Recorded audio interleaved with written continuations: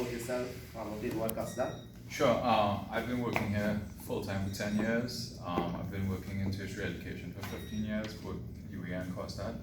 I'm a senior lecturer here, teaching journalism and communication studies. I did my training in England and Toronto and also at UWI. My master's is in international journalism from City University of London. And I've worked in media in Trinidad, media in Britain, and also in corporate communications in Trinidad. Very good. Well, I have two sets of questions. I'll start with the budget and crime first. So we'll just start off with, in your opinion, were there any policies in the 2020 budget that you believe can assist in the crime wave across the country? By assist, you mean assist in fighting the crime wave? Yeah. Well, I think, oddly enough, raising the minimum wage is something that can help because you make working in the mainstream and working legally more attractive. I think traditionally, for several years, national security, Ministry of National Security, has been really given a lot of resources to attempt to deal with the crime problem. Some of that has been moderately successful, some of that has not been successful at all. I actually think investing in the Ministry of Education, which they've also done very much in the last number of years, will contribute in the medium term and in the long term to abating crime in our country or diminishing crime in our country. But I think, and there is new leadership in the police force. That new leadership has taken a far more confrontational approach to dealing with crime, and perhaps that will help in the short term. There seems to be a lot of goodwill extended to the police commissioner, not necessarily the police force, but to the police commissioner, and possibly to the Ministry of National Security as well. Stuart Young, he can be a figure that's at times divisive, but I think people see him as competent, or largely competent, and therefore they're hoping that the Ministry of National Security, partnering with police, can in the short term deal with the crime situation. But a huge number of resources have been, those are the two ministries that got the most resources. It's education, followed by national security, followed by health. Well, that was actually was going to be my next question concerning education, again, the biggest part of the budget, and if it is what it is you think it could do. Because I'd just like it to expatiate a little more. What do you think how education could be? Yeah, I think there's a concern that has always existed in governments throughout the world, that if you throw money at a problem, that does not solve the problem. And sometimes people think throwing lots of money at a problem will solve the problem, but it's not throwing lots of money, it's spending money wisely and sensibly. And it applies to education, it applies to national security. I think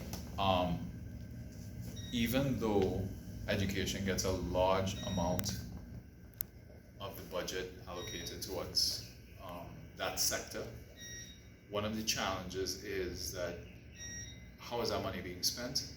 And our education system, and it's been written about by people who have PhDs in education, theorists, principals, teachers and practitioners, our education system really focuses on the elite. The SEA, which was previously common entrance. Primary school education is about learning to read and write, but it ends with the last 2 years of primary school education is about a horse race towards getting into a prestige school.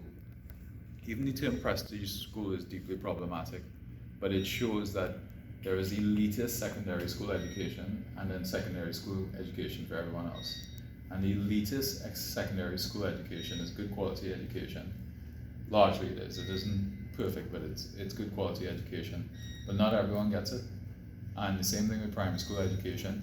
Once you help a person become literate, and even that doesn't always happen at primary school, you get them bottlenecking to get into a good secondary school, and fundamentally, what goes on in our education system is unfair and benefits a minority of persons. So it's a good education system if you're very talented, if you're from a family that's over-resourced and that can afford to give you extra lessons and get you into private primary schools and so forth. But if you're just an average citizen, or you're from a roughly average family in terms of income and area and that sort of thing, primary school education can go both ways here, and secondary school education can go both ways. It can be good, but it can also be quite bad. And even when it's bad, it's costly. So giving the Ministry of Education a lot of money does not necessarily mean that it will translate to good outcomes. Alright, so third question here is if it was up to you, what ministry would you have given the highest budget allocation in order to assist in alleviating the crime epidemic plaguing the country? And why would you give that ministry? Don't necessarily have to be education or crime or any other ministry. I think the government actually made the right decision in giving the greatest number of resources to education and national security, because they're thinking short term and then medium term and long term. Possibly the Ministry of Social Development as well is a ministry that should, because that's a ministry that deals with challenges in the social sector. So homelessness and socially displaced, children who are abused, children who are in dysfunctional situations, families that are unhealthy or in dysfunctional situations that need support, psychosocial support and so forth. We have a lot of problems, we have very many problems in Trinidad, and people may have a will to find themselves in a healthier situation, but don't understand how to get there. They don't understand the means.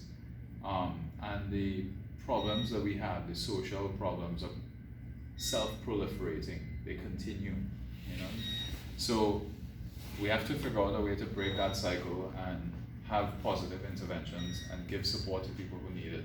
So social development, definitely I would say, is instrumental towards solving some of the crime challenges that we have in Trinidad, because social development is not taking a rigid, confrontational, aggressive, and at times hate-creating approach to solving crime, because you can take the police can take a confrontational approach, but then that creates ill will between a community and the police. Social workers are probably what people need. Social workers, homework centers, support from teachers. You need better funded schools that are staffed by people who are trained to deal with children from all walks of life, and not just the bright children, not just teaching the syllabus, but understand that they're teaching the whole human being, and that schools need to be equipped with more guidance counselors, that sort of thing. But if you just focus on exams and focus on passes, that's really not gonna solve anything. So yes, I agree with education and national security getting a lot of resources. I think social development should too. But I also think that the money needs to be spent in a far more sensible way. Okay. Last question on this segment. Do you think that death penalty is something that the government should enforce in order to reduce the crime rates? Why or why not? Well, death penalty is a very controversial issue. You said, should the death penalty be enforced to reduce crime rates? So I am not of the opinion that the death penalty being enforced will reduce crime rates, right? But it is the law, and the law is on the books. So unless that law is changed, it is government's right to enforce that law.